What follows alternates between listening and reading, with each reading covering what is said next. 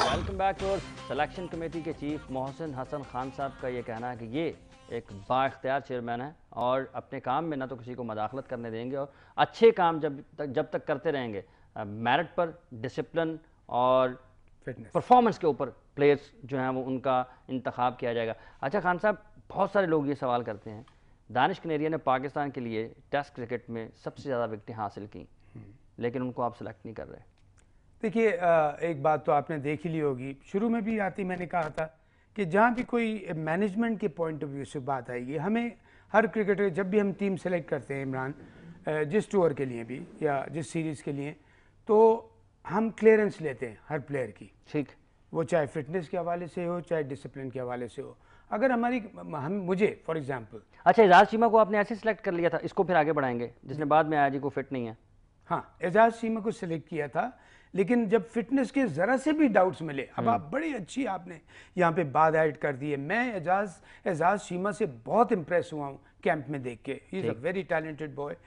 लेकिन आप देखिए उसे ज़रा से हमारे फिटनेस के डाउट्स हुए तो चेयरमैन क्रिकेट बोर्ड और मेरी बात हुई, तो उन्होंने मुझसे कहा मोहसिन ऐसी कोई बात है, मैंने कहा जी इसका फ़ौरन। अच्छा खान साहब, मादत चाहूँगा कता कलामी की एक ब्रेकिंग न्यूज़, फिर हमें जाना है एक ब्रेकिंग न्यूज़ की तरफ और वहाँ से वापस आएंगे मोहसिन हसन खान साहब से, यहीं से गुफ्तगू का सिलसिला आगे बढ़ाएंगे।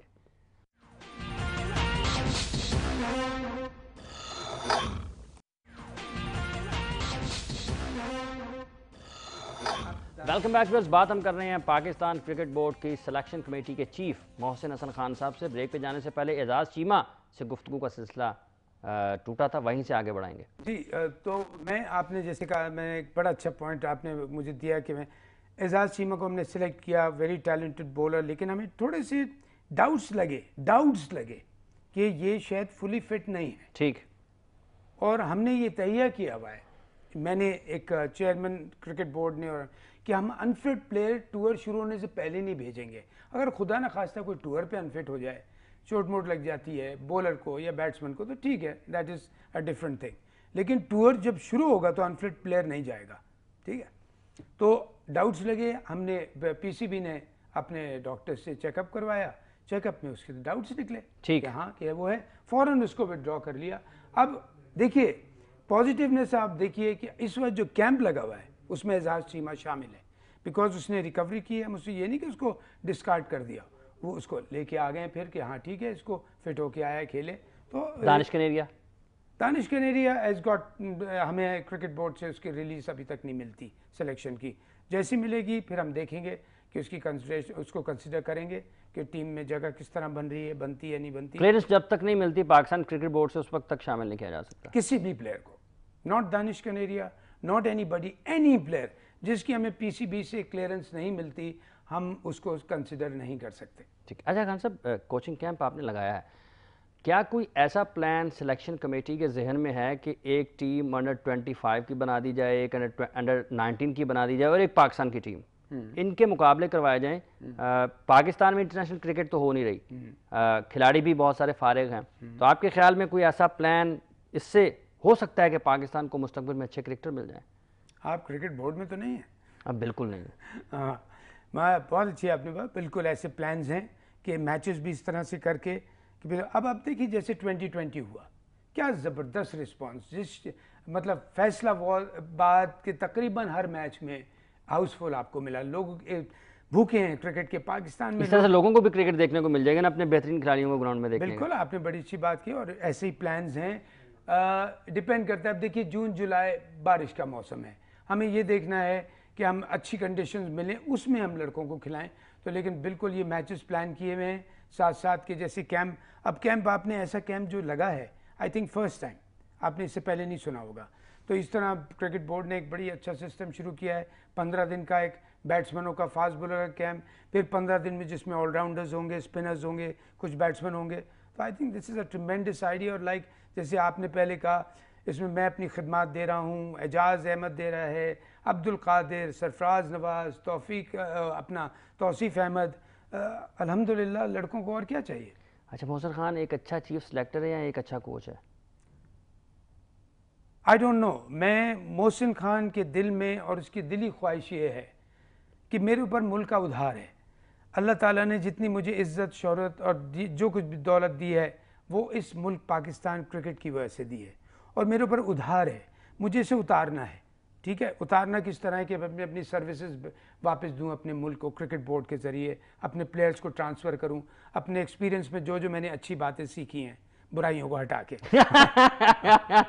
सीधी सी बात। ठीक है। हाँ, तो ये मेरा फ़र्ज़ बनता है। और इमरान, मैं सिलेक्शन का जब क्रिकेट बोर्ड ने मुझसे पूछा था कि हम चाहते हैं आप क्रिकेट बोर्ड को ज्वाइन करो, चेयरमैन साहब से बात हुई तो क्या किस डिपार्टमेंट में, मैंने कहा सर कोचिंग डिपार्टमेंट या सिलेक्शन डिपार्टमेंट।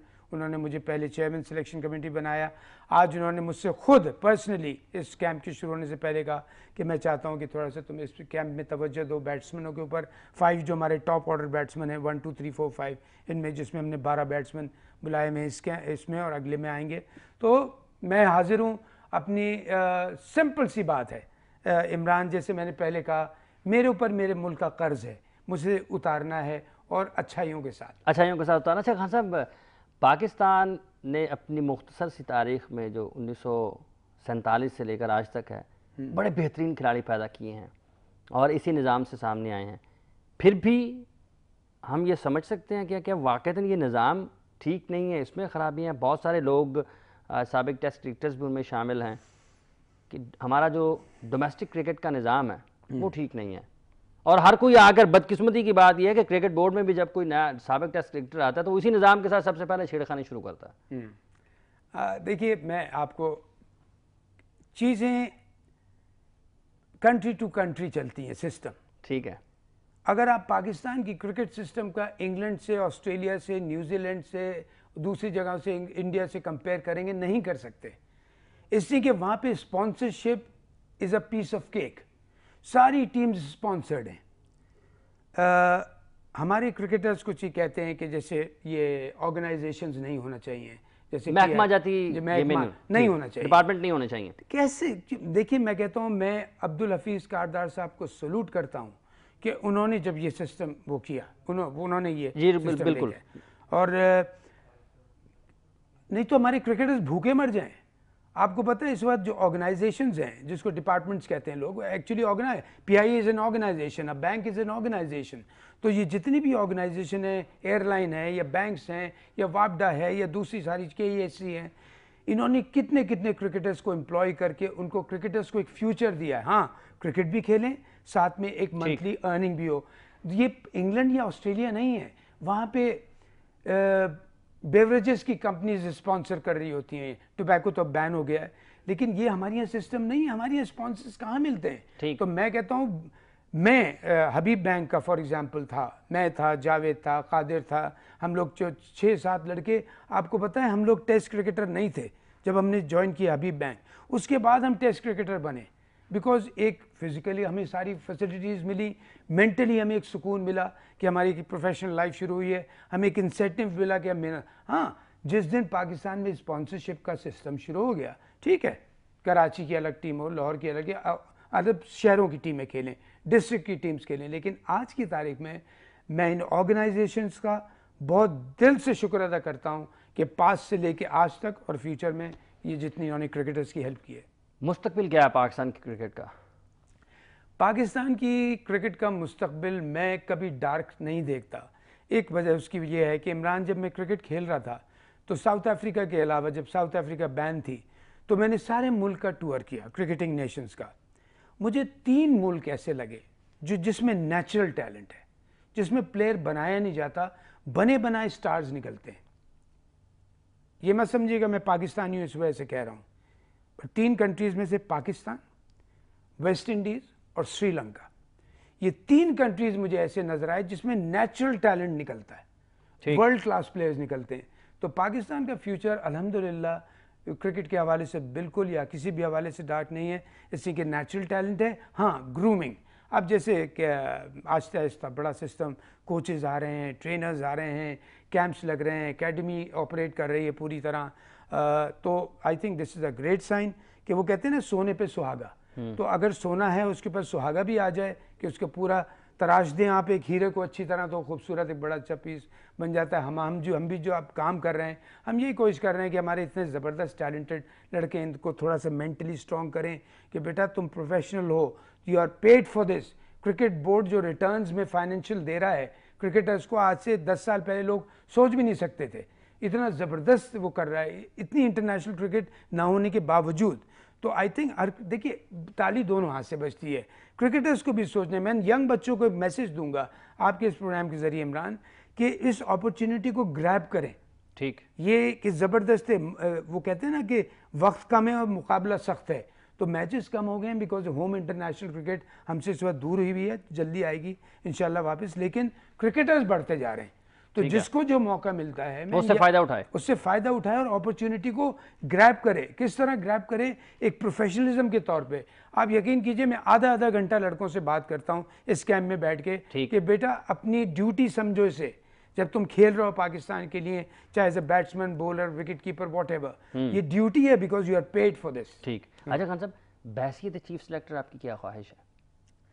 बहैसियत चीफ सेलेक्टर एक तो मेरी बहुत बड़ी ख्वाहिश थी, अभी आज से 2 महीने पहले की बात है कि मैं जब खेल रहा था तो वर्ल्ड कप के हम सेमीफाइनल में हार गए थे। तो जब मैं चीफ सेलेक्टर बना और मुझे पता था कि मेरे टेन्योर के अंदर वर्ल्ड कप आ रहा है, तो मैंने सोचा इमरान कि मैं एज अ प्लेयर जब मैं खेल रहा था तो हम सेमीफाइनल 2 दफ़ा आए, उससे आगे नहीं पहुंच पाए, और एक दफ़ा तो मैं खुद सेमीफाइनल में मौजूद था। तो मेरी ख्वाहिश थी कि काश मैं इस वक्त क्रिकेट बोर्ड में इन्वॉल्व हूँ और पाकिस्तान वर्ल्ड कप जीते, बिकॉज जिस वक्त पाकिस्तान 92 में वर्ल्ड कप जीता था मैं मुल्क से बाहर था और मैं क्रिकेट छोड़ चुका था। आप यकीन कीजिए मैं अपनी बेटी को गोद में लेके छलांगे मार रहा था हवा में कि पाकिस्तान जिंदाबाद के नारे लगा रहा था। तो मैं उस वक्त क्रिकेट में इन्वॉल्व नहीं था, लेकिन आज मैं सोच रहा था कि अगर मैं क्रिकेट बोर्ड में भी इन्वॉल्व हूँ as a chairman selection committee, तो मेरी एक बहुत बड़ी दिली ख्वाहिश पूरी होगी कि मैं क्रिकेट के साथ इन्वॉल्व होते हुए, हाँ, और हमारा पाकिस्तान जीता। बैड लक, हम हार गए, मेहनत से टीम बहुत अच्छा खेली है, फाइट किया है, सारा कुछ किया है, कौम ने बहुत सपोर्ट किया टीम को। मैं पूरी कौम का शुक्रगुजार हूँ जिस तरह उन्होंने क्रिकेट टीम को सपोर्ट किया, but part of the game. ठीक, खान साहब बहुत बहुत शुक्रिया आपका, आप तशरीफ़ लाए, और हमारी दुआ है कि जिस तरह आपने क्रिकेट के मैदान में एक खिलाड़ी की हैसियत से कामयाबियाँ हासिल की हैं, एक चीफ सेलेक्टर की हैसियत से भी वैसे ही कामयाबियाँ हासिल करें और इसी तरह मेरिट के ऊपर फैसले करते रहें। बहुत बहुत शुक्रिया आपका। आवेज़ आपने गुफ्तगू सुनी पाकिस्तान क्रिकेट टीम के क्रिकेट बोर्ड के चीफ सेलेक्टर मोहसिन हसन खान साहब की। एक बड़ा अच्छा करियर इनका रहा है खिलाड़ी के हवाले से, और अब चीफ सेलेक्टर की हैसियत से अपनी जिम्मेदारियाँ निभा रहे हैं। जब तक इंसाफ की बालादस्ती नहीं होगी, मेरिट के ऊपर खिलाड़ी सेलेक्ट नहीं होंगे, उस वक्त तक हम बेहतरी की तरफ नहीं जा सकते। तनकीद अच्छा काम करने वालों पर भी होती है, तनकीद बुरा काम करने वालों पर भी होती है, लेकिन जो अच्छा काम करने वाले होते हैं वो तनकीद को अच्छे मानों में ही लेकर अपनी इस्लाह करते हैं और आगे जाते हैं। तनकीद का बुरा नहीं मनाना चाहिए, अपनी टीम की बेहतरी के लिए, अपने मुल्क की बेहतरी के लिए हर वक्त काम करते रहना चाहिए। प्रोग्राम का वक्त खत्म हुआ चाहता है। हाफिज़ इमरान को गेम बीट की पूरी टीम के साथ दीजिए इजाज़त, और आप देखिए स्पोर्ट्स राउंड अप अला निगहबान।